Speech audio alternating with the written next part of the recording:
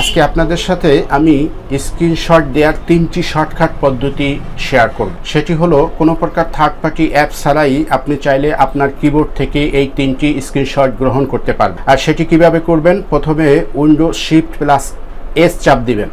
এখানে এভাবে একটি পপ আপ মেনু ওপেন হবে। এখান থেকে দেখবেন 4টি ক্যাটাগরিতে আপনি স্ক্রিনশট নিতে পারবেন। যে কোনো একটি স্ক্রিনশট নিতে পারবেন এবং যে কোনো নির্দিষ্ট স্থানের স্ক্রিনশট নিতে পারবেন। এই স্ক্রিনশটটি নেওয়ার পরে আপনি একটি আলাদা পপ আপ মেনুতে ওপেন হবে, সেটাকে রিসাইজও করতে পারবেন।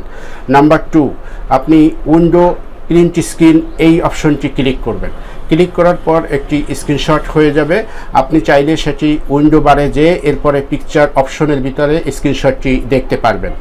নাম্বার 3, সার্চ বারে যেয়ে লিখবেন স্লিপিং টুল। এখানে যে এভাবে একটি পপ আপ মেনু ওপেন হবে, এরপরে আপনি নিউতে ক্লিক করবেন। নিউতে ক্লিক করার পর এখান থেকে যে কোনো নির্দিষ্ট স্থানের